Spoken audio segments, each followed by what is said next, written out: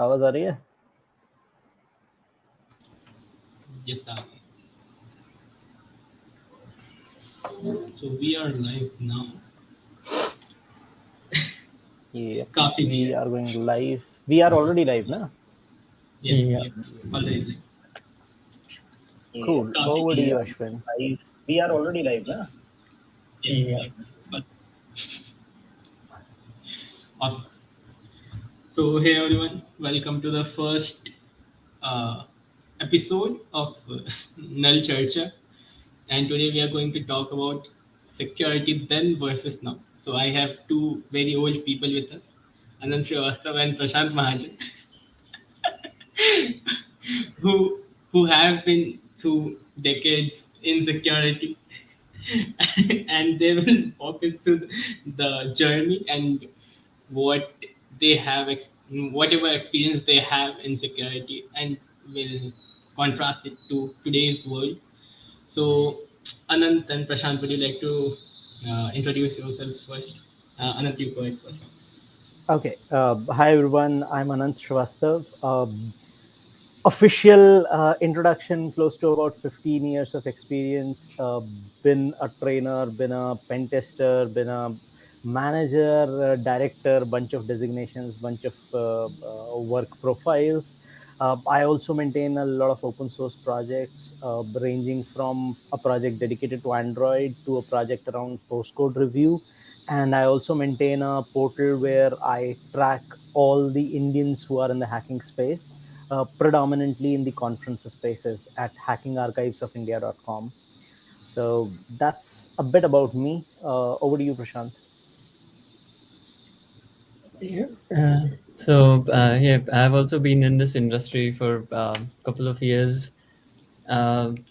People know me in the null community as corrupt, and I've been running the null jobs portal for 10 years since its inception, and now has been passed to a different team to run, and involved in all different null projects, and involved in started out from forensic side instead of the offensive side, and then moved to offensive security through null, and been through pen testing, trainer, and now currently as a director.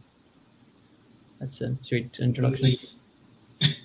So, to add to the introductions, I want one more thing from both of you to add, like something maybe non-tech or something that is interesting, that you think the world would be like nice when they know it. So, Anand. Two things from my side. I'm a data hoarder to the range of about 20 TB right now. And I'm an anime binge watcher. Ooh, nice. So, which anime are you watching right now? Right now, I'm at episode 352 of One Piece and aiming to finish it before this year end, or whatever is the That's nice. current What? set. Yeah. Nice. Prashant, what about you? Uh, uh, I like to go on hikes and bushwalks. In general, reaction of people is, why are you doing this? You will go invisible soon. Nice. Okay, so let's start with the null charcha that we have at hand right now. So a bit of brief about what null charcha is. So this is a very new concept that we have uh, brought in. So what this is about, we will be bringing in industry experts who have been in industry for some time, and we have a theme that we are going to talk about them in the this and the consecutive episodes, and we will mostly focus on the technical side of things, on more on how how things have been for this episode, particularly how things have been earlier and how things have been now, uh, from a technical standpoint. So that is the thing. Anything that you want to add, Anant and Prashant, to this? No, I think that works. That covers it. That works for us. Okay. Okay. Okay. So, okay. So let's start with. Uh, so Anand and Prashant, you have been in industry for like around 10 years, 10 plus years. So at one point of time, you both of you have might been pen testing. So, like, what differences do you see while you were doing pen testing 10 years ago, rather and if you are doing pen testing now? Like, I know not both of you have been doing pen testing right now, but yeah, what differences do you see?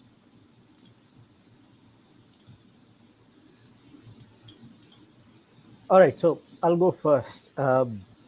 Effectively, this is more of a general statement for the entirety of infosec per se.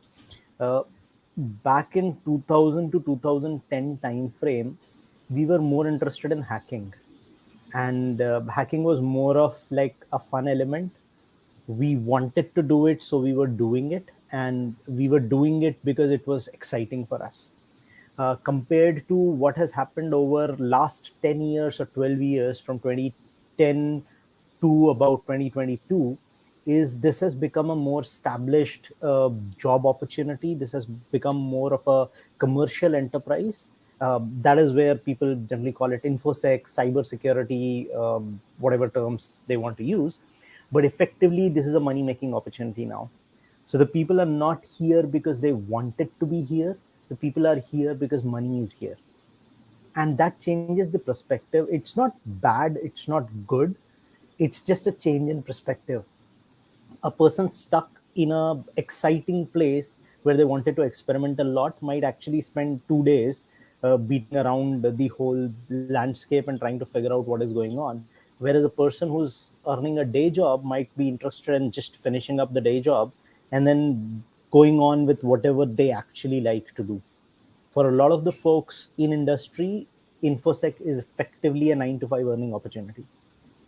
So that's kind of a summed up change that I've seen in the way the world has moved on. And like, I mean, if I put it into examples perspective, earlier finding something was way more easier, way more simpler, because the organizations were, they were also struggling to identify what exactly we are doing, how exactly we should be protecting things. Versus things are a bit more complicated now, bit more in depth now, because default protections have come into place. So what used to be a straightforward attack back in say 2010 might actually be thwarted by the browser themselves, then the application framework themselves, and if you are able to bypass both of them, then the application based code comes into picture. So that's kind of the gist of this. What do you say, Prashant? Yeah, no, definitely. There's noticed a shift in terms of people who started out as security being their passion, as compared to uh, when now it has become sort of a role which you can directly start from college.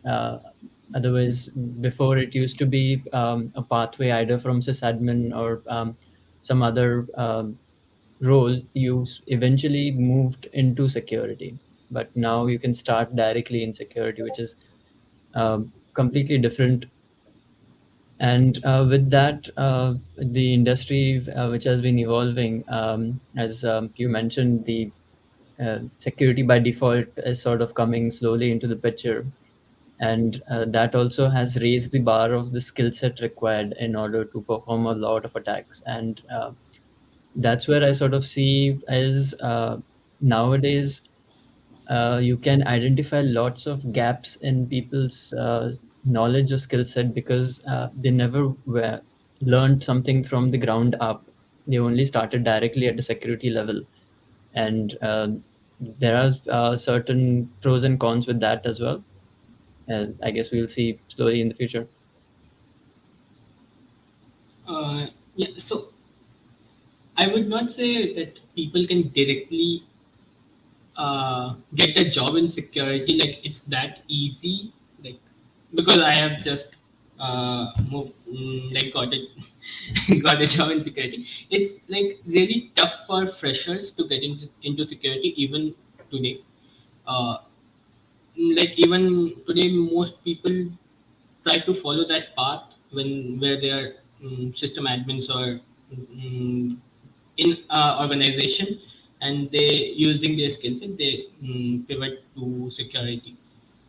So like not much, but yeah, it's comparatively easy. So earlier maybe it was just okay, there's not a chance that you can get, but I guess having a few certifications, some companies might get like get you in a job.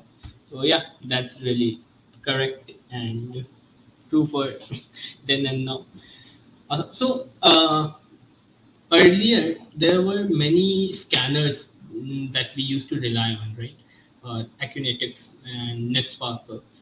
And there were not, like, correct me if I'm wrong, there was not much manual effort that has been put in place while doing pen testing or vulnerability assessment. So, what are the, okay, I got it, Prashant. It's not right. Let me rephrase the question then. So earlier the scanners were more prominent, and now mm, tools like Burp Suite and Proxy tools, which help in the manual testing thing, uh, that seems more prominent. So Prashant, would you like to go with this first? See, in terms of scanners or other tools, they were always meant to be aids to do your job. It wasn't to completely replace what you were doing, and that hasn't changed. It's still the same. They're still there to identify certain things for you to make your job easier, but it doesn't. It's not a replacement for manual pen testing. It can More so, I nowadays they have think, evolved to identify the exactly. low hanging fruits, maybe, Huh. but for the other ones like identifying business logic flaws in applications or doing some other testing, there is no You have replacement to for do. manual testing. Yeah, yeah. You have to do the manual thing.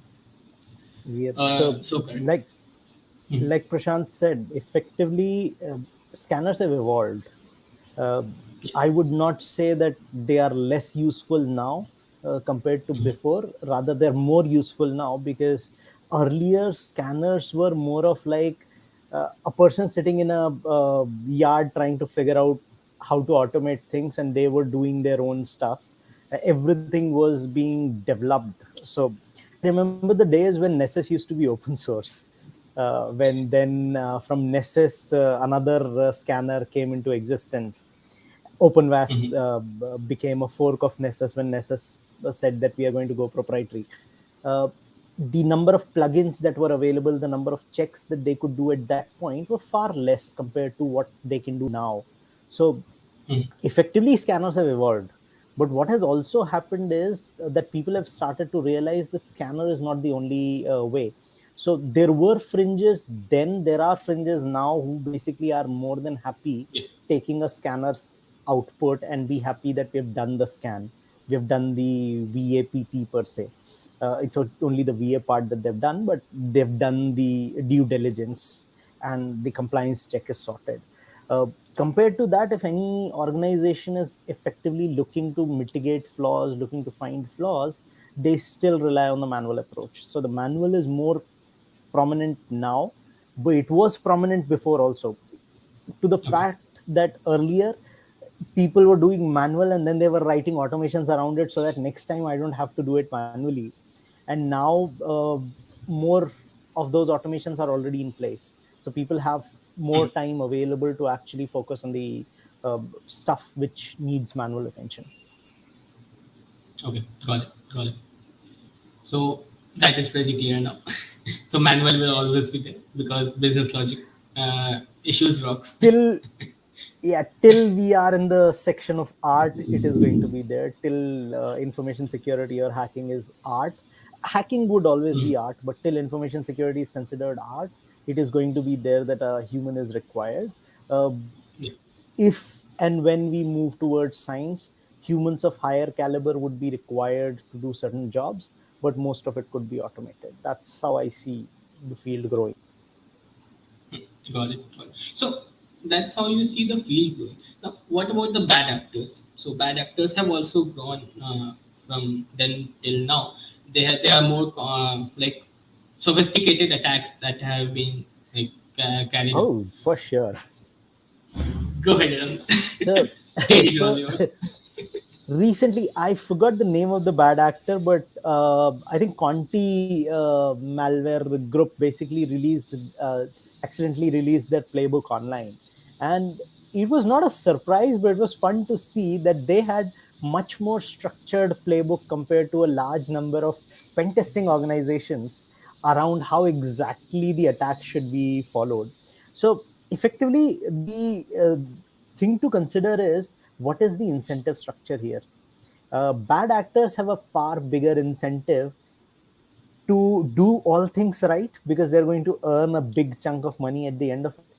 They also have an incentive of doing everything right because there is a punishment if anything goes wrong. So the incentives of being accurate, being right is far more when it comes to bad actors. And that's why they're much more organized, much more structured. Compared to a person who's doing a VA or a PT, they are there for a very fixed time interval.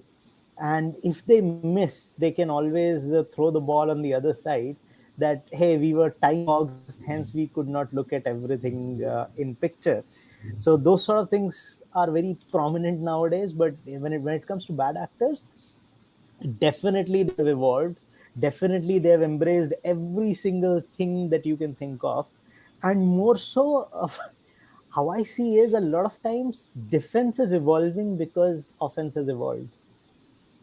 So now Yeah. offense is automated. Offense has taken up the part of doing the deed in a shorter span of time. So the defense has to evolve to counter those offenses. So that's how both the sides are complementing each other. Yeah. I'll come back to the defense part, but Prashant, I would like to Yep. hear your thoughts as well first.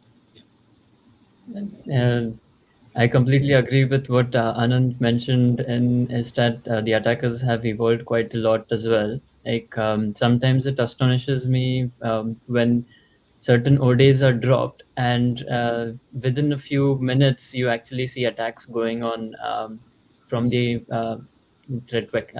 attack. Attacking systems where the defense is still not even got the potentially the update saying, hey, there's an OD dropped, and think so that is what will also pull the defense side to start reacting faster. It's always a cat and mouse game which happens, where one team is lagging, the other one pulls the other one along with them. Yeah. So talking about defense, the first thing that comes to my mind is the logging and monitoring part. Okay. So logging and monitoring, like understanding what attack has been done and how effective your logging and monitoring systems are. So there are always problems for that. So suppose when we are hosting CTFs, uh, we have a problem of logging and monitoring, and to see who has like if anyone has cheated or if anyone has like just copied and pasted flags or whatever it is. So what are the issues in logging and monitoring that are not solved yet, and what are the issues which are very well solved that was not there earlier right now? Anand, would you like or Prashant? I Prashant, think let's go Prashant has with you something first. to Yeah, Yeah, yeah, address. Prashant. the problem which sort of has been solved in terms of logging is now you have access to so many resources that collecting all the logs and then being able to perform analysis on them, it's become much easier. But the one thing which still is lacking always is the context behind the logs, where you have to correlate and then try to piece together what exactly happened based on the limited information you have. And that is a very difficult problem to solve. Okay. Anand, what about you? So like Prashant said, so if we take logging and monitoring as two separate things, Logging is predominantly a solved piece now. You have resources, you have tools available, from Alien Vault as the commercial entity to ELK as a free stack to there are n number of entities that are available which allow you to log. The only problem that you get is, where do you store so much of logs? The problem is now not that the logs are not there, the problem is the logs are too much. So effectively, to the range where I was talking to someone, and we were talking about the recent directives from government that were asking about 180 days of log retention, and the person was like, if I do a 180-day log retention, I'm talking about 180 TB of logs, because per day I'm generating 1 TB of logs. So the problem is not that the logs are not there. The problem is not that the logs can't be collected, but where do you store them? The processing comes way after, and processing is where the problem is. The context, like Prashant mentioned, the uniformity of logs, the sync between logs. Like, for example, the recent government directive is asking uh, organizations to sync their time clocks, because it is very clear that a lot of times the organizations might have a different clock set altogether. Their servers might not even be syncing with the NTP servers, which means their 5 a.m. attack might actually have happened at 5 p.m. in Indian Standard Time. So that is a problem that is there. The monitoring piece, the context piece is still a problem, and that's kind of where a lot of efforts are going on trying to solve that particular piece. There's another angle now, is which is, because of large amount of data being stored, it is becoming very, very common to actually have PII, or sort of stuff that you should not have stored in your logs getting stored in the logs. So that's another challenge that a lot of defenders are now facing, that hey, I don't want to store this, but somewhere in the application code there's a crash, and when that crash happens, the dump gets down on the logs, and the dump contains XYZ details. So those sort of problems is what people are now trying to solve when it comes to the logging and monitoring space per se. But when you talked about defense, and you said that logging and monitoring is the first thing that comes in mind, there is a context behind it also. It comes in mind first because the mindset has been converted that attack is happening, attack will happen, you will get hacked, or you are either hacked already and you don't know about it. With that kind of a mindset, the aspects of putting security before the attack becomes less interesting, but rather knowing when the attack has happened and what impact that they have done is more a requirement per se. But So that's we my cannot. 2 cents of it. Yeah. Yeah. So we have to assume, right, that even whatever Yeah. we do, so we have to assume that attacks might happen. So in that context, the logging and monitoring plays an important role, I feel. Okay, so let's go a bit back and talk about the defensive. Like you said, if the offensive actors have evolved, defensive people have also evolved. So uh, can you elaborate more on that? So how things have changed? So Anant? look at it from a framework standpoint. Pick a framework of choice, a .NET framework, or maybe a Python framework, a Golang based web framework. I'm just taking web as an example. Pick any of the frameworks, and what you would see is the standard functions are either marked with a deprecation warning or with a clear warning that this function should not be used. Rather, you should be using this other function which has filters placed by default, or the default functions themselves have filters in them, and there is an insecure function available in case you want to risk going the insecure way. So by default, frameworks are providing you security. Look at it from an OS point of view. uh, Android devices or mobile devices don't even give by default a root level access to the device owner. So even though you're the owner of the device, you're still not the master of the device per se. And that limits the attack surface way lower. And that's kind of the aim that people are going for: reduce the attack surface. be it desktop with all those protections around memory execution, memory safe executions, to avoiding, say, use after free, or other bugs like I think cookie canaries are being added. Lots of protections are there in Windows, Linux, Mac, everywhere, where the aim is to thwart the attacker from getting an easy execution. And that's kind of the angle that everyone is moving towards. So the defensive tools, right from web frameworks to say desktops to processors for that matter, everywhere the evolution has happened. Oh, got it. Prashant, do you have anything to add to this? You're on with Prashant. Yeah, it's a nice, good old work from home. Yeah. Yeah. Yeah. I have also seen a lot of automation come into the defensive side, which wasn't there earlier. Uh, with not just security by default options, but also blue team actually utilizing defense automation to defend their systems quite a lot earlier. That Yeah. definitely has helped. Definitely. Yeah. Got it. So, since like I have got, like yesterday I was doing some research and I got that from 2003 till today the OWASP top 10 that we have always had broken access control in that. So uh, let's talk about that specific thing a bit. So why it has been there since, like what is the, like I know again the business logic issue, but not only in web but also in infrastructure, the AD side of things, and also in other technologies, broken access control has always been a major issue that is there.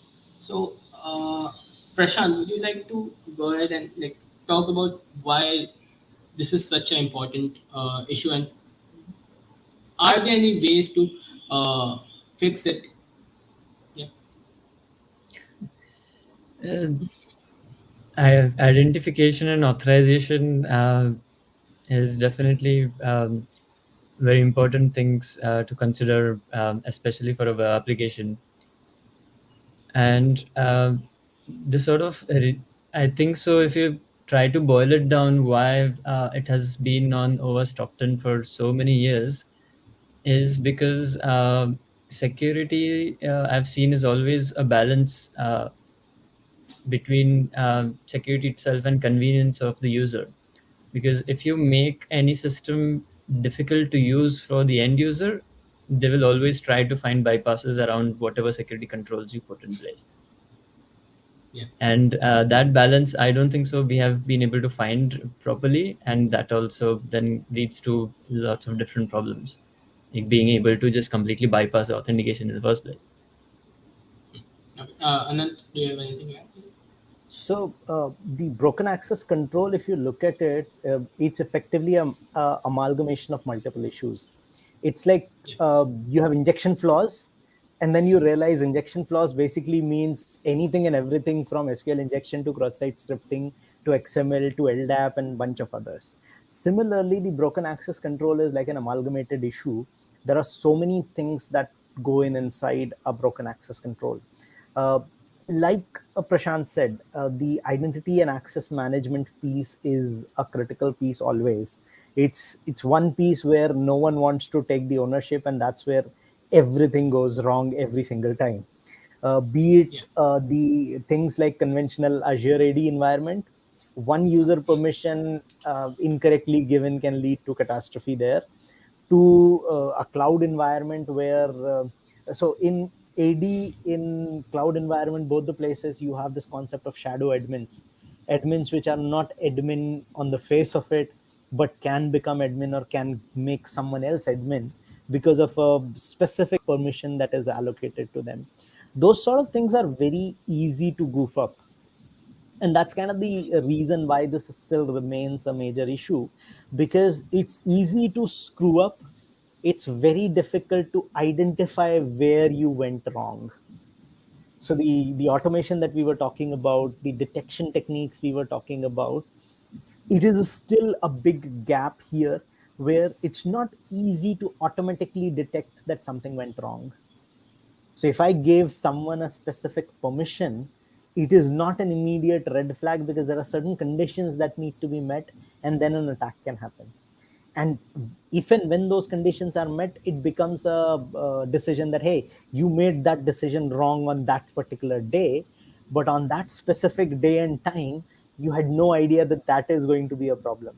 It could also be, and this has happened with me a bunch of times, you made a right call at one point, later on in the life cycle of the application something else changed somewhere else, and because of that your decision is now causing a problem, and you end up getting an exploitable situation. So that Yeah. is where broken access and authorization authentication issues are a major chunk of problems. Frameworks are trying to solve it, but there are still a large gap that needs to be filled here. Um, uh, So we are talking about vulnerabilities. So I would like to know like any funny stories from you to that the funniest vulnerability that you have found, the most interesting one, or the most funny one. Anything would work. Prashant, would you like to go first? The most funny one was when I was called to do a web app pen test, and the client was very hip in the kickoff meeting, saying, "Hey, we have got all the security controls in place, and this and that." And he was a bit proud. He was like, "Okay, let's just go and test." And I just tried some payloads in the login page, and there was an SQL injection there. Awesome. That still happens sometimes. Anant, what about you? So Prashant's SQL injection example actually gave me a very nice, reminded me of a nice scenario. So there used to be a time when I would look at who created the web application. If a certain vendor has created the web application, I would try blind SQL injection on their login page and would have access to their entire database. So that used to be fun back in 2016-17 time frame. A couple of scenarios which always remind me of how fun it is to do attacks and how sad it is to be on the defense side. So there's this one user, one client of ours who had a big application space. They effectively had applications for the entirety of the European region and the Asian region. Every country had their own dedicated websites. And we were testing one of the websites. We were given a blank slate that we can test whatever we want to test, but we started with one website, and they forgot to block the SVN repository. They copied over the whole .svn. They forgot to block it. They did block certain parts of it, so we were not able to get all the things, but we were able to get the usernames from the .svn folder itself. So within the folder, there's a config file which contains the usernames that are used to commit every time and the URL of your SVN repository. Uh, that same SVN repository was publicly accessible. The username was the password. So got access to the entire SVN repository and ended up getting access to about 50 different repositories, right access to all of them for each of the country that they had presence in. And all we had to do was drop our PHP file, and the shell was live in like 5 minutes because they had the whole CI/CD automation. And if a file is added into source code, it'll automatically get deployed to the website. So within about a span of an hour or so, they had shells on each and every website of their own, which were different servers, different AWS accounts, different setups. So from then on, it was like, okay, how deep do we want to go? Do we want to stop at one point, or do we want to keep going in? And that's kind of the one of the funniest one that was there. The others have been on the lines where you have AD, you have restrictions, you have AV, you have restrictions, and then you try and figure out a bypass around them. You are running around and trying to figure out what works, what does not work, to pivoting across the network and then trying to see what clicks where. Yeah.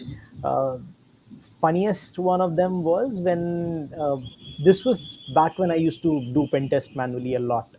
So I generally would start an SSS scan and parallelly would do an Nmap scan or like a basic Nmap scan of my own. So the Nessus is running. It has started. It took like 15 minutes is done.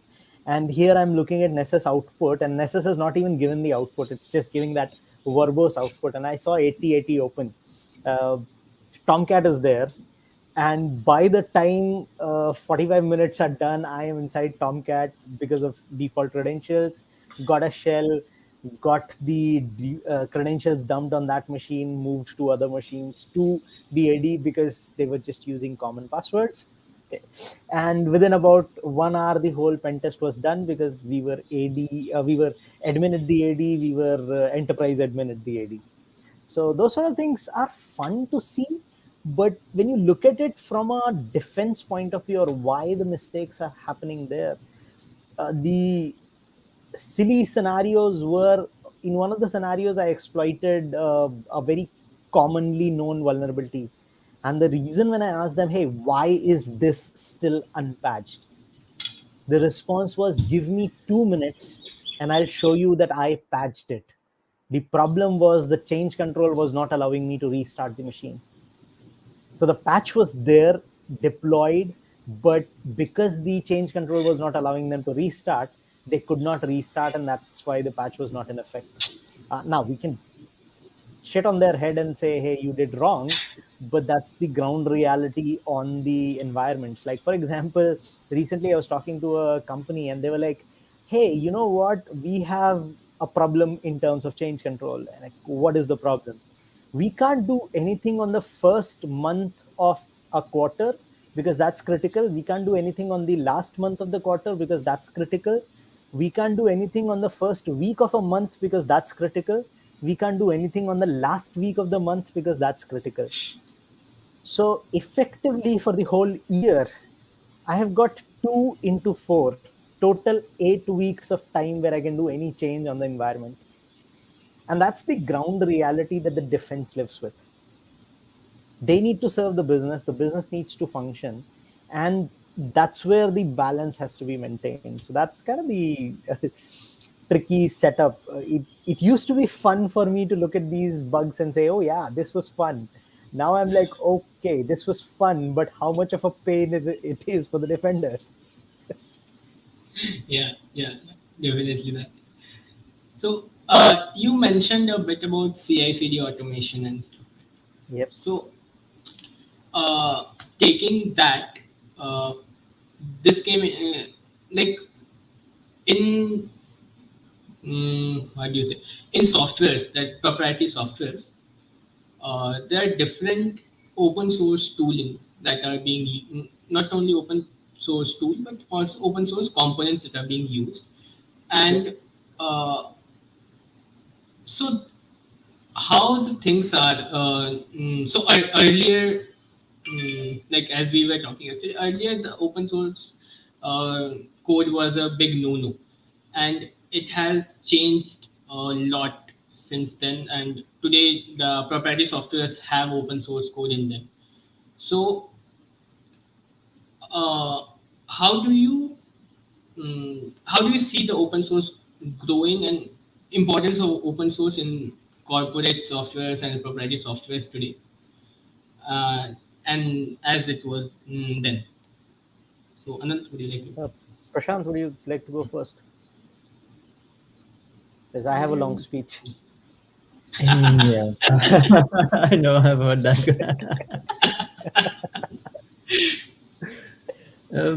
One thing which I can tell is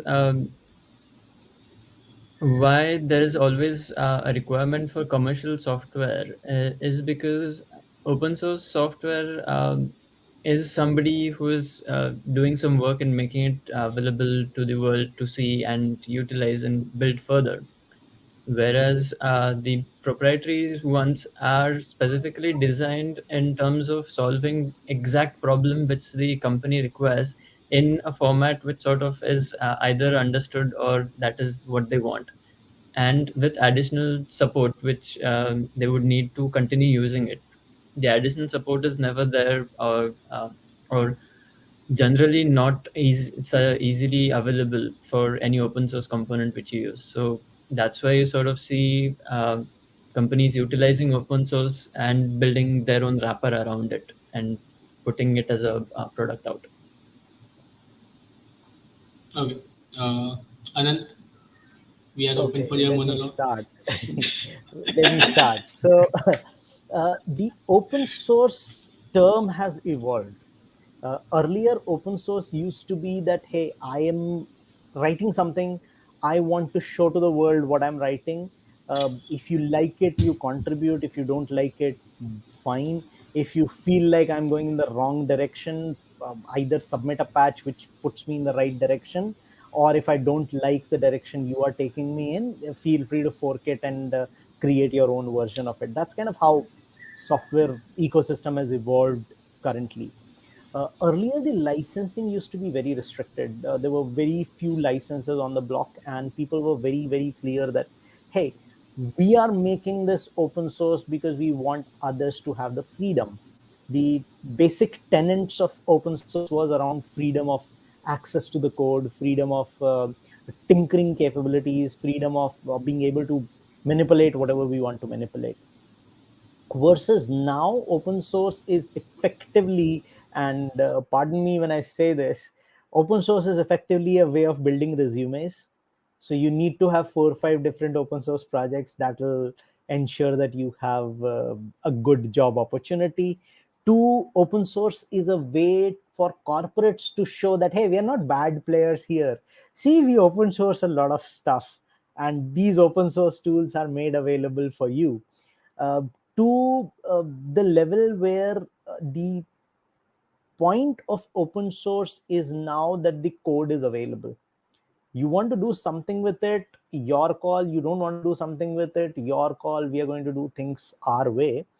uh, or the other side of the equation, so this is one side of the what do you say, scale. The other side of the scale is, hey, you know what, we made something fantastic, here it is, contribute as much as you can, so that at a later point I can take those contributions and make them my own proprietary code. There are balances, checks and balances in place, but pretty much that's kind of the way uh, corporates or open source is now looked at.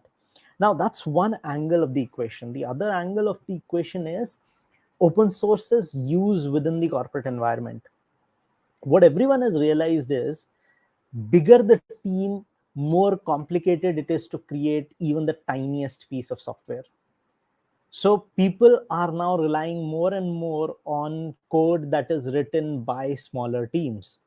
And the smallest entity when it comes to team is a single person, which is effectively the open source code.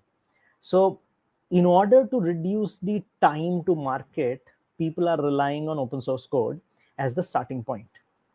Now, because of that, it's a cascading set of dependencies.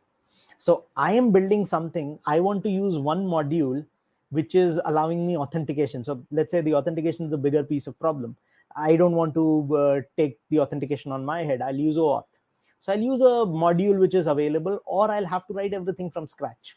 If I write everything from scratch, the conventional knowledge goes, when you write everything from scratch, you end up causing more problems. So you have to rely on something which is already existing, which is again an open source component. Now, open source components, by virtue of being open source, would be more comfortable using other open source components. Now, those components again would be more open to using other open source components. So you're not even talking about third-party dependencies. You're talking about fourth party, fifth party, up to 11th, 20th, or nth party dependencies on open source code, because everyone is using each other's open source components. Although everyone is using it, very few are paying attention to what they're using, which is where the SBOM directive mandate came from US, that you need to know what you're using to the whole part about, are we even securing them, or are we even looking at them? Most of the scenarios where I've seen is, that's a third party, we don't care about it, whatever version is there, we can't do anything about it. So we need to inform the third party, they'll do the change, they'll push the update, and then we'll update. But our code is what you need to look at. And even while doing source code reviews, people would refrain from looking at third parties, and that's kind of the problem that is there. Because right now, if you look at the composition of especially the web softwares, and a lot of the other softwares also, with web it's about 80-20. 80% of it is open source components that you have not written yourself. 20% of it is what you are writing. When it comes to desktop softwares, it's much more proprietary and hidden kind of code right now, because players still use their own frameworks, their own stuff that they've created, not made public kind of stuff. But with Flutter, with Electron, things are again going in the same direction, where a lot of desktops are now relying on open source components. Desktop tools are relying on open source components, and again the same problem comes up there. 70 to 80% of the code is from the open source world. So from the days when I don't want to have an open source code in my code base, because of the license that is there, I have to open source everything. Now people are more like, okay, yeah, can we put some barriers in place? Can we use an API? Can we ensure that it's GPL2, not GPL3? And then we are okay using it in our proprietary environment or in our corporate environment. So people have evolved and found ways to bypass the restrictions that were there. And that's kind of why everyone is gung-ho about having open source in corporate. I don't see it going anywhere. I see it growing more and more. So you are telling that software bill of material is the issue that we have to face, and we are facing, and we have to face. It's not an issue per se. It's more of, in crude term, I call it knowing your own shit. It's that Yeah. you need to know what is there in your environment. And software bill of material has existed for a very long time. A lot of people have said that this is the silver bullet. A lot of people have debunked that, including very prominent people have said that, hey, SBOM is not going to solve all the problems. So SBOM is just the first step. SBOM is effectively knowing what you have. It's like an inventory. When you have servers and hardwares, you have an inventory. Inventory is never accurate. Just like you have SBOM, SBOM might not be accurate most of the time, but it gives you some sort of indicator around what is there in your environment. And from SBOM is where your journey starts. It's not the end. It's not the solution to a problem. SBOM is just the start point. Once you know what is there in the environment, you need to start looking at attack surface reduction. You need to start looking at version upgrades. You need to start looking at why are we using this. Like if you look at NPM, so this is the funniest scenario. If you look at NPM, there are two modules. One is called is even, one is called is odd. I don't know which one depends on which, but one of them checks whether the number is even or odd. Based on that, it returns a true and false. The other function actually depends on the first function. And if the first function says false, it returns true. If the first function says true, it returns false. And if you look at these two functions and look at the dependencies that they have, or the number of people who are dependent on that, those are in, I think, more than thousands. So all of those code bases are depending on this one piece of code base. So till those dependencies are there and people are not realizing, hey, in order to save 2 lines of code, I have added a whole a module owner as a trusted entity, things are going to be tricky. So Yeah. SBOM is just the start. That's where you start with the journey. So when we have a proprietary software that is using third-party softwares, so in that case, how effective is the SBOM? So SBOM will say, "Okay, we have used these modules that, but what about the multiverse of madness that we are seeing Yeah. inside So open source inside? So, yeah. SBOM is effective if every entity in the line is maintaining an SBOM, because everyone gets cascaded in. Or if there is no obfuscation involved, and it is easy to automatically identify the second or third level of dependencies. Like, for example, I think I dunk on npm a lot, but in this aspect npm has actually done a good job. So if you start installing npm modules in one particular block and it has further dependencies down the line, the npm system would keep a track of all the dependencies. So you would get the list of all the dependencies which are not just direct but second or third level also. So that ways you have the holistic idea of what kind of packages I'm using. But the problem gets manifold complicated when you have open source component depending on open source component, but depending on a component which is written in a different language. So you have an npm component which you are using, which depends on something which is written in Go, which depends on something which is written in Python, which is depending on something written in Perl. And then you have the actual multiverse of madness, because it's not just one way of tracking all of these. Different ways of identifying the modules is going to be there. And then that's where problems can come up. And that's actually the problem people are still facing and they're trying to solve. Okay. Okay. So now let's move a bit different, like on a topic that is uh, more more controversial, because I'm going to talk about operating systems. So, uh, so I would not say, like I talked to Prashant also, you also. Uh, I agree with both of your point that OS does not define how good a hacker you are. Right?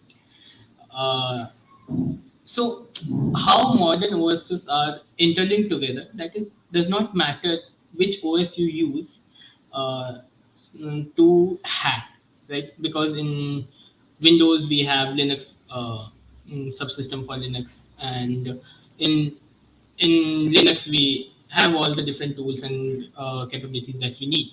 So, uh, so Prashant breaks Windows, and Anant has been a Linux user since its inception. So, uh, so yeah, can you like throw some light on this? Uh, Prashant, would you like to go first? Prashant, yeah. Mm, yeah, you sort of have already mentioned that majority of the tools which we as pen testers use in order to test security for our clients are cross-platform, and both from Windows and Linux perspective. But I still sort of generally, whenever somebody I'm having a discussion with, I generally also advise them that don't get stuck on a system. You should know at least the basics of all of them, because nowadays, even in corporate, still Windows is still the most relevant OS you would come from the end user perspective. But when it comes to servers, Linux is the uncrowned king there. And depending on what you're going to attack, you're going to be coming across all of them. So why focus on a specific OS? Yeah, Anant. So I think this has been my statement for a very long time. Use what works best in the current scenario and get done with it. So, and there are scenarios, like for example, you might have a very interesting tool which allows you to hack into Azure systems, which is Windows only. It works on PowerShell, but PowerShell on Linux or PowerShell on Mac is not able to handle it. So you need a Windows machine to be able to run that tool. At that point, if your Windows knowledge is as good as, hey, I don't know how to start Windows or how to start a terminal on it, that's bad. As a pen tester, because and specifically as a pen tester or as an auditor, because you are going to be dealing with a lot of systems, and to that matter, even for forensic investigators, you'll be dealing with a lot of these systems. You'll be dealing with esoteric environments. It is important that you know how to deal with these systems at the basic level. Um, and I extend it not just to like the operating system, even to the tool sets, like, and the other holy war which is there. So there is one holy war which is Linux versus Windows. There's another holy war, which is VI versus Emacs. And then nowadays it is about Sublime versus Visual Studio Code. Whatever. You need to be able to handle the tool that is in front of you at the very basic capacity. It should not become a bottleneck that you're not able to handle the tool. And leave aside tool, I've even seen now people, especially after the pandemic, where they are very stuck up. And this also used to happen with the gamers. Like, I can't sit on this system and do anything. I need my mouse, my keyboard to function. That should not be the case. You should be in a position where you can handle the systems, because by the nature of our job, we are more like tenants on someone else's system than actually doing something on our own systems. So you have to Yeah. be flexible in that aspect when it comes to those. Another thing that has started to happen, which is both from an attacker point of view and a defender point of view, is an interesting thing to see. The boundaries are getting blurred way too much. On a Windows machine, you have WSL2, which kind of gives you a nearly replica of a Linux kernel environment. On a Mac OS, you can anyways, because of the whole nature of how Mac and Unix and Linux are interrelated, you could run more softwares from your Unix background or Linux background, to now Mac OS moving into, or Apple moving into M1 territory or ARM territory, and getting parallels into the Android and iOS's world where there were ARM based applications. Things are becoming very blurry. Linux have been an ARM system, Linux have been an x86 system, so it has been there. But Mac blurring the lines on these aspects, Windows blurring the line on x86 ARM, as well as Windows and Linux kind of systems. So it does not matter which system is in front of you.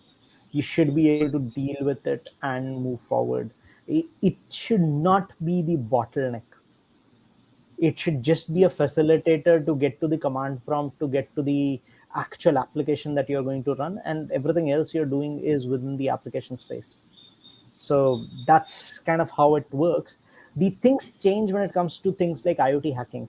When you're talking about IoT environments, you will be restricted with what you can do within different environments. For most of them, Linux would be the ideal environment, because you'll be able to tap, dissect, and do a bunch of things.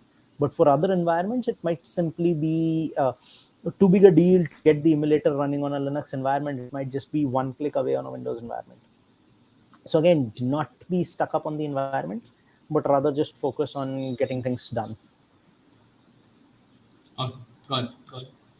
So let's talk about one more uh, thing, that is security researchers. Okay. So security researchers in maybe 2008, 2010 versus what the meaning has changed, or what the meaning is today for the term security research. So, Prashant, would you like to go first? Security researcher is a sort of niche term people use to define themselves, but I sort of see everybody in the industry is always researching something on the other in order to do their jobs, in order to attack any application as a pen tester or others. The level of research which one would go in terms of what they need to do is always going to be different. If you take example of the people who work in the project zero at Google, their entire job is to find 0 days in whatever applications they are interested in that time, and disclose those bugs. While doing that, they go into a huge tangent in terms of the research required.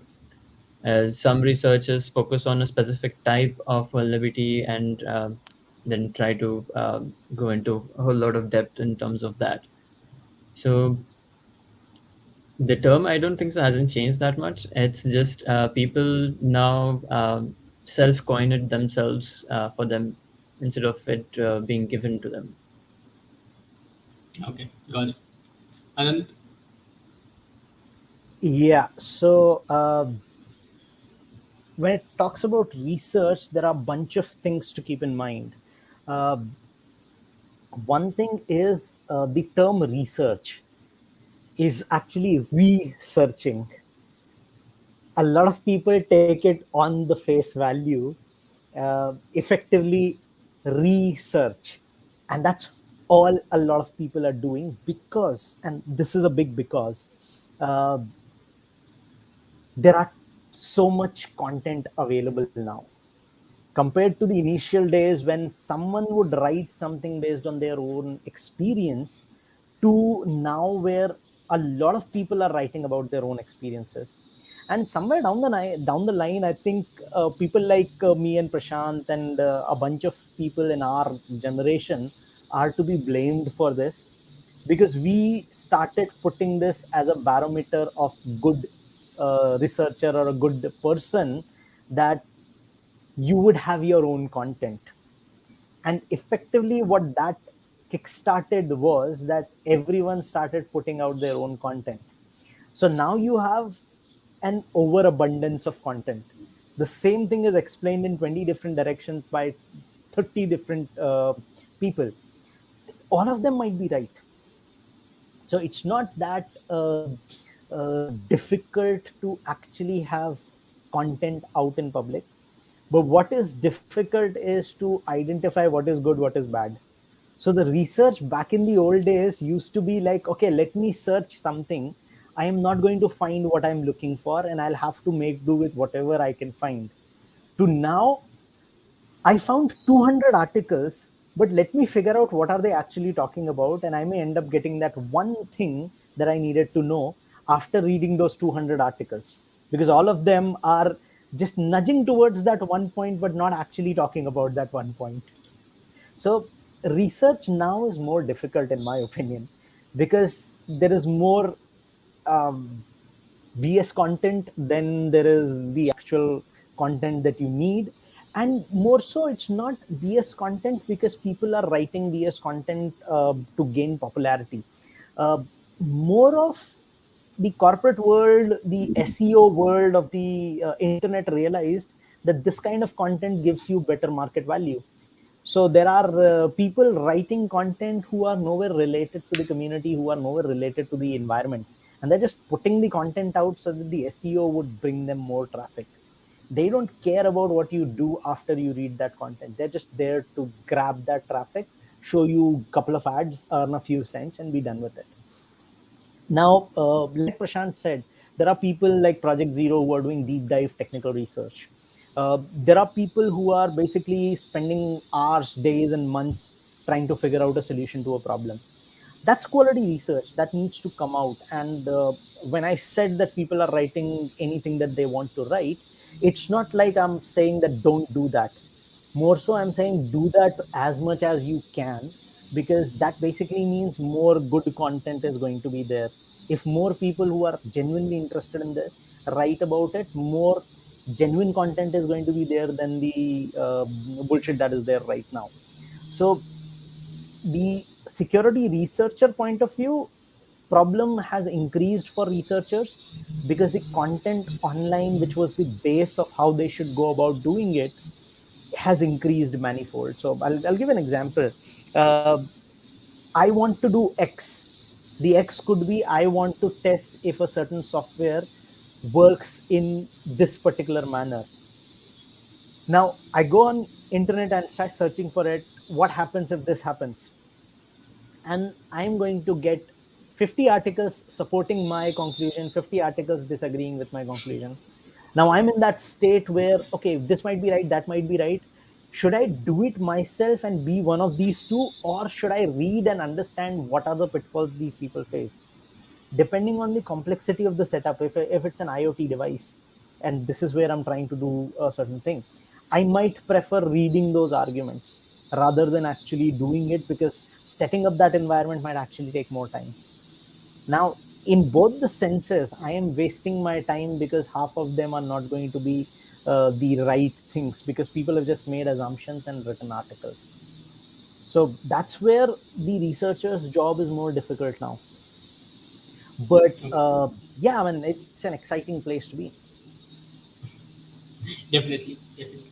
So you mentioned that more quality research, like the teams like Project Zero are doing more in-depth quality research. So, like, what for what what will you say to people who want to do that quality research?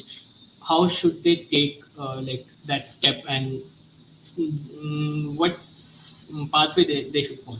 What do you think? Uh, the way I suggest everyone, especially the freshers or people who are starting up in this area, is to one, write because you need to have the habit of writing. Two, explore what is available right now. Find out what people are not focusing on, and then deep dive on that. Anything that people are focusing more on is an area which is already being explored by n number of people. Chances of getting something unique out of that are going to be less. But looking at something which people have ignored, people are not looking at, there are high chances. And I'll give you a very interesting example of it. James Cattle, Albinovax. Every Yeah. year he comes out with an interesting research, and every year, about about the whole year, everyone in web application space is basically gaga over it and looking at how that can be done. If anyone has paid attention to it, all he is doing is looking at HTTP headers. He has not even reached the HTTP body. He's still dealing with HTTP headers. He's just deep diving into it where no one else is looking at. And that's kind of the key. You look at something which no one else is looking at and you go big. And you have to be patient because a lot of times what you're going to find is something already someone else has spotted. So that's fine. If you find something, so this is how I tell to bug bounty hunters, if you found duplicates, you're on the right track because you at least found something which was valuable to be marked as duplicate. So a Yeah. duplicate is fine. Finding something which anyone has already discovered is fine. Keep going, keep looking at things that are areas people are not exploring much. Okay. Got it. Got it. Okay. So this has been the then versus now thing. I want to understand the after part as well. So, what do you see the future of security, insecurity, whatever you say? Like, what are different kind of patterns of attacks that we can see? And yeah, and definitely, how can we end the topic without talking about Web3 nowadays? So, yeah.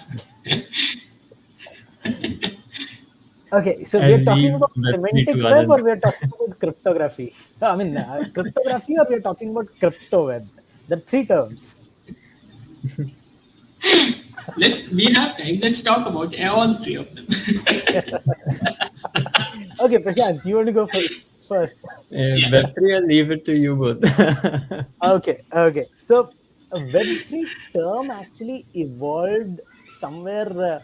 So I knew about Web3 term back in 2014, 15 timeframe, I think, or a bit before then. But that was not the Web3 that we know of right now. Web3 at that time for us was about semantic web, about a web environment where machines can talk with machines and make sense of what the content is. So, for example, when someone puts out an address on their web page, there should be proper markers around that address so that a machine can actually extract that address from that website and make sense of that information. That was kind of the semantic web people were aiming for, and people started working towards it. But somewhere down the line, that kind of got lost, and Web3 term kind of got lost. We were stuck with Web2, which was like a consumer, like there's no one as a consumer, no one as a producer, but everyone is a consumer and a producer kind of a setup. Now, cut to I think 2018 is when Web3 started getting back into traction with the whole cryptocurrency and blockchain space, not cryptography space. So that's where Web3 is right now. Now, within Web3 space, there are a bunch of different things which are interesting things that are happening. There's the whole metaverse concept that is coming in, which is basically allowing people to sit on their homes, do a lot of things online. Uh, what was that movie, Replicant or something else, where everyone was homebound and sitting in their specific chairs, and effectively all that is roaming around in the world is actually a copy of theirs or a machine. I think it was Yeah, Replicant or something. yeah, Yeah, so that kind of a future is what is possible. One possibility around it. There's another angle where blockchain as a concept is being touted too much. There's another angle where cryptocurrencies are being the spearhead. Uh, what I've seen in Web3 is, just like everywhere else, when a new technology comes out, there are fanatics, there are people who are there to make money out of it, there are people who are there because there is some incentive to be made, and then there is a very small set of people who are there because they actually are genuinely interested in the technology space. That's kind of what is happening with Web3. Most of the people here are not about the technology. So if you start talking about, hey, how does IPFS works, or how do we store, or how do we ensure encryption with IPFS over a decentralized platform, people will be like, yeah, you deal with that. Tell me which coin is going to rise tomorrow so that I can put my money in there. And that's kind of the sad part about Web3 at this point. So you move towards the tech aspects of it, that's going to be interesting. But if you talk about cryptocurrency aspects, it's more of a speculative game at this point. There are hardly a few currencies which are actually dealing with the uh, what I would say, issues or concerns of the world. Most of them are there because they needed a token to get money yeah, from other people. So it's like raising fund without giving equity of the company by giving them tokens. So yeah. that's kind of So, the way. But within so blockchain what? space, a lot is happening. Sorry. Yeah.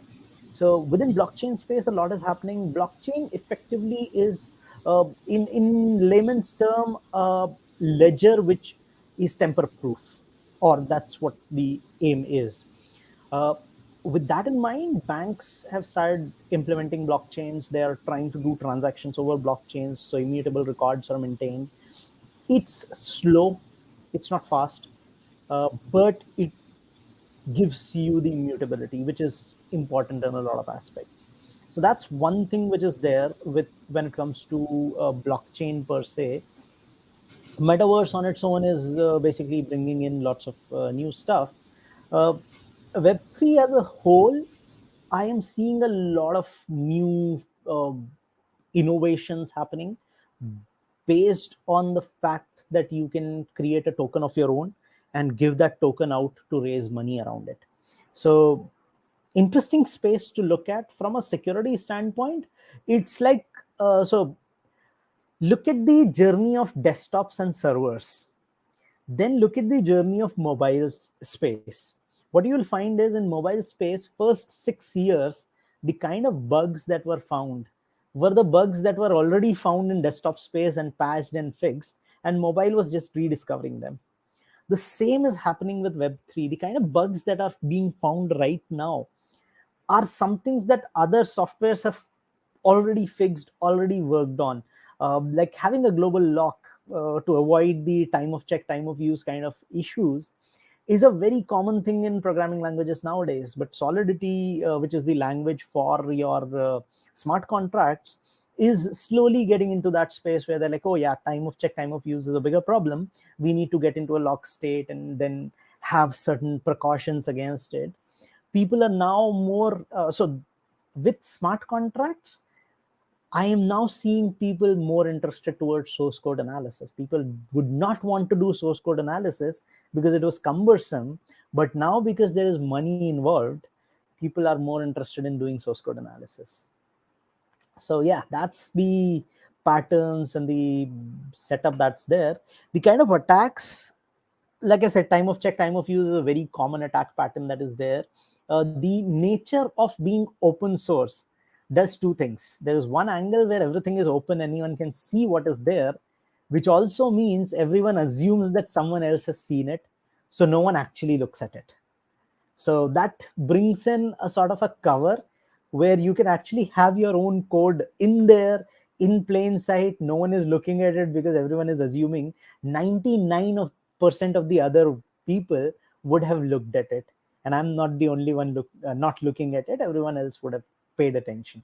Someone would have made a noise. So it just relies on that horde making a noise if they found something wrong. So that's where a lot of attacks, not exactly attacks, but scams are also happening. So yeah, interesting space to keep an eye on. It is not going anywhere. It is just going to become bigger and bigger. Yeah. Yeah. Too much money already Uh, pumped in. yes. So, like we have Web 3, but Web 2 is also not going anywhere, right? Anytime Yeah. soon. What are different attack patterns that we can see in Web 2 as well? So, Prashant, would you like? Interesting attacks in Web 2. Yeah. Prashant, Yeah. you are on mute. Interesting Yeah. attacks in Web 2, which you can connect to Web 3. I'm not able to think of any at the moment. You don't have to connect to Web 3. Just, I mean, he's just we're talking about just Web 2. Access Yeah. control is always going to be there. Yeah. Yes. So, But anything. other than that, while Prashant thinks, I'll add a couple of points. So besides the broken access control, now what I'm seeing is more people are moving towards the so-called single page applications, so-called static applications, with the idea that we will not be leveraging server-side language, but we will rather rely on API. We will not use server, we will use serverless. What is the problem in this approach is people are forgetting that serverless does not means that there is no server. There is some server running which is handled by someone else. When it comes to API based approach, okay, you are not going to make flaws in your code, but a flaw may exist in the API that is connecting to your code. So problems are still going to be there. It's just that now people have to look at it from a slightly different angle. Single page applications, more JavaScript driven applications, you may not even have a lot of back and forth get and post requests going through. You will have maybe everything happening over WebSockets. So those sort of areas where the real time communication is happening, that's an interesting space to keep a tab on. Prashant? Yeah, I've seen a lot more apps utilizing WebSockets now, and again going back to sort of earlier stages where we didn't have proper tools to deal with them in order to test. But at the same time, I'm seeing companies implement encryption in very bad ways in order to add additional layer of difficulty for the tester. And that's always fascinating to see the same old problems just being in a new dress coming up again. Yeah. Okay. So, Prashant, besides web, from your desktop environments, from Azure, from AD in general, what are the common issues that you see still very common, very prevalent? Yeah.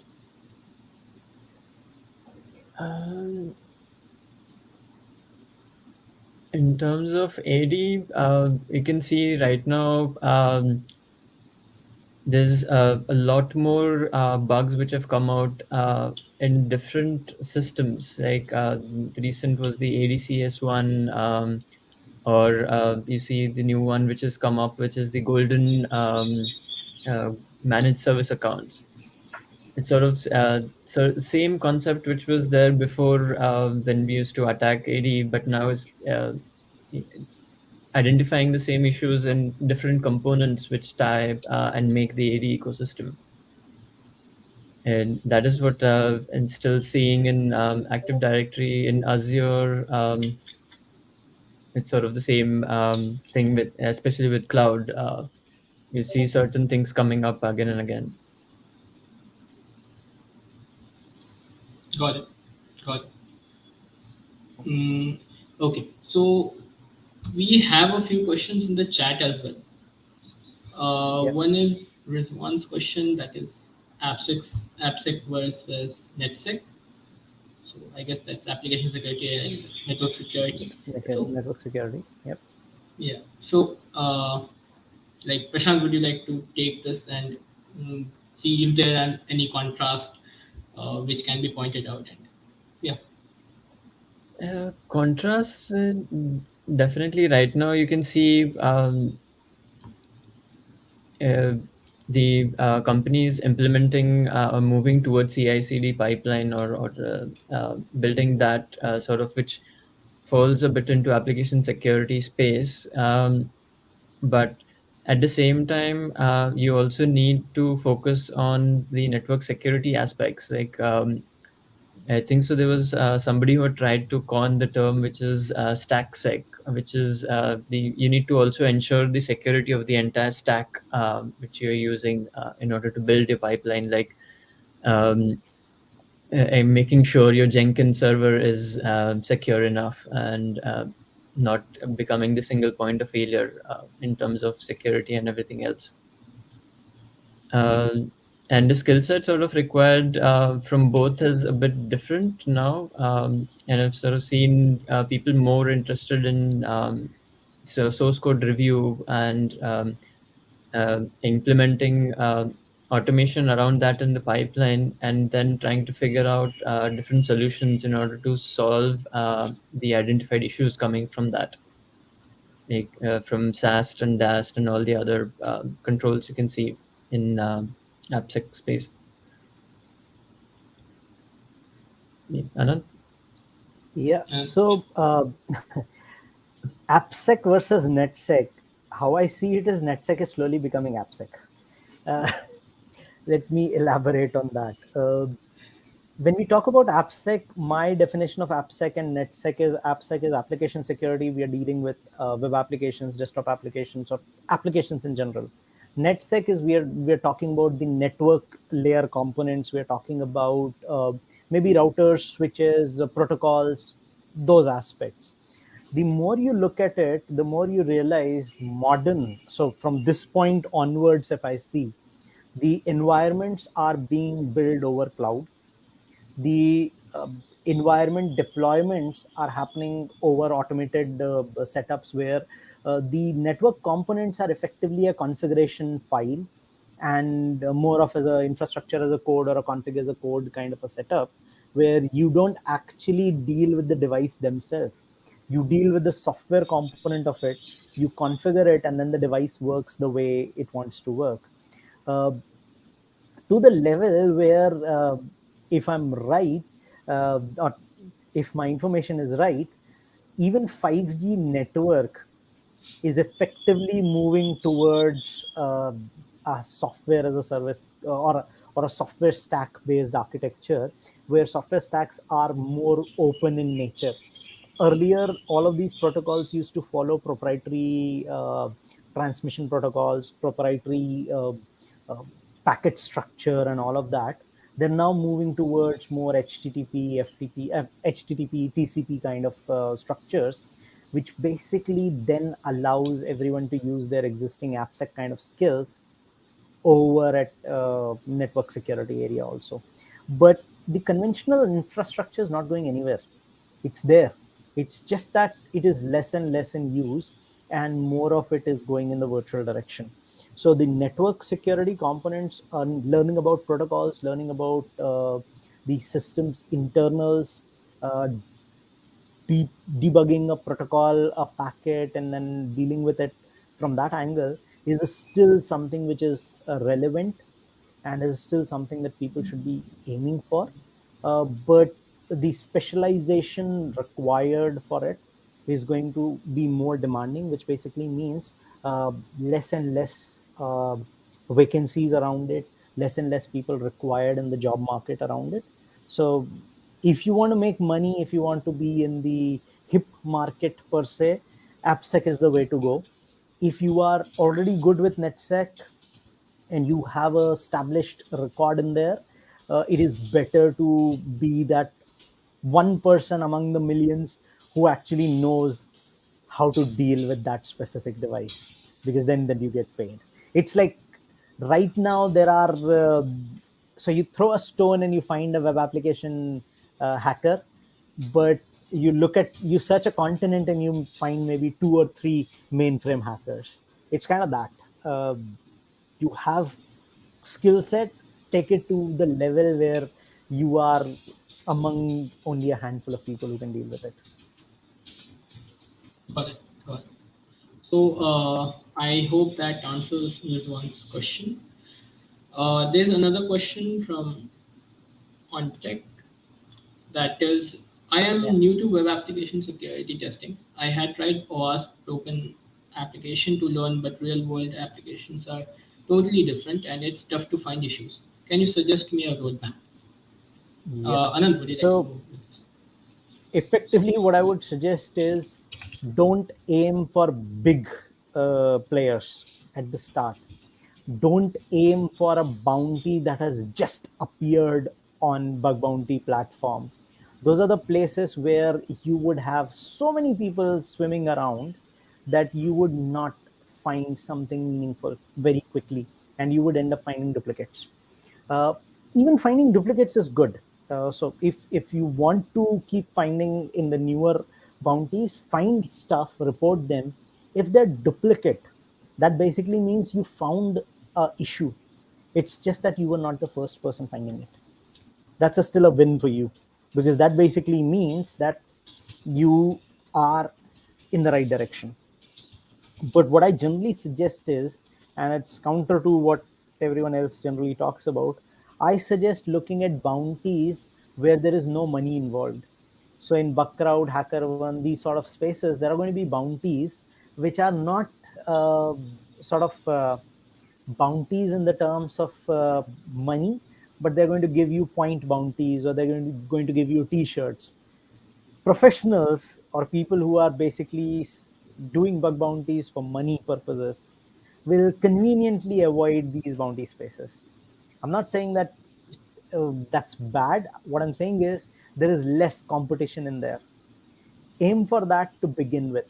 You're not going to get anything, but you're going to get the confidence that yes, I am finding something. And the more you find duplicates, that's also fine. Duplicate, like I said, means you are in the right direction. Once you have figured out, and this is where I basically suggest everyone who is looking at becoming a professional in terms of getting a job in the infosec space to not focus on one specific bug type, but rather explore as many bug types as possible.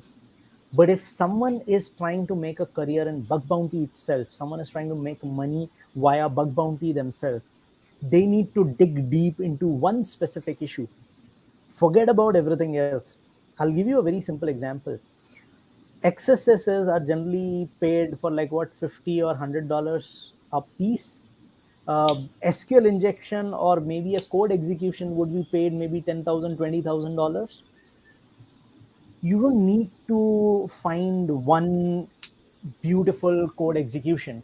If you can find 200 XSSs, but you're going to end up making the same amount of money. The only difference is if you keep digging into one specific area, you're specialized in that area. You will have demand for that specific flaw. But outside of that specific flaw realm, you don't know much. If you want to be a part of a corporate structure, they are not going to hire you for one specific flaw unless that one specific flaw is something that is very, very unique. So finding people who can find XSS is very common, but finding people who can find, say, uh, LDAP injection, or finding people who can find, uh, say, a business logic flaw where money transaction is happening on a multi-stage environment, is going to be very tricky. So if you are one of those who have this specialized capability, you will be hired for this specialized capability, and people would be fine paying you for just finding that, because that will be worth the money. But if you're just finding XSS, people might not be interested in hiring you, because for them it's something that a automated scanner can find, it's something that other people can also find. So your value goes down. So depending on how you want to play the game, you want to keep it as a bug bounty system where you're earning money via getting bugs, just go deep dive into XSS. Find as many XSS as possible. It is easy, it is replicatable, it is going to be something that you are more comfortable with. Easy, relatively easy, because you already know about it, not because XSS is easy per se. So that's where I see. So on the web app testing side, on finding bug bounties side, my angle would be that aim for one area and dig deep into it if you want to make more money. Aim for multiple bug types if you are in for getting into a corporate environment via this credential. uh, if you are talking in terms of a general web application, that the real world applications are different, the only way to get that kind of exposure is to have more and more tests under your belt. The more number of applications you have seen, the more number of websites that you have seen, the more ideas you would have about what can go wrong in them. I think Yeah. that kind of gives an answer. Yeah. Prashant, would you like to add something? Yep. So one of my apart from the bug bounty and other advice which Anant has given, my sort of advice is try to learn what and how exactly does the attack work, and trying to be able to identify if those specific components are exactly being used in the real world application, and if those conditions are met, then would it be vulnerable. Trying to identify that is sort of what you would generally do in a recon phase, and trying to identify how or why an application responds in the way it does for certain payloads, and that sort of helps you identify the different vulnerabilities in the application. Just getting a list of payloads from payload for all and just firing them without knowing why or how the application should behave, you're not going to learn how to find them in real applications. Yeah, that's awesome advice. So I guess on tech, your question is answered. So yeah, I don't have any more questions of my own. So thanks Anant and Prashant for joining in. And so this is the first time that we are doing this. So any kind of feedback and suggestions are really welcome.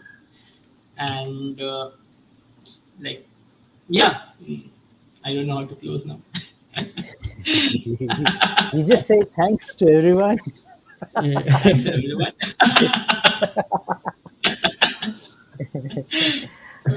Have a Awesome. nice day, everyone. Awesome. Have a Yeah. nice day, everyone. Yeah. Have a nice day, everyone. Thank you so much. Bye bye. Bye.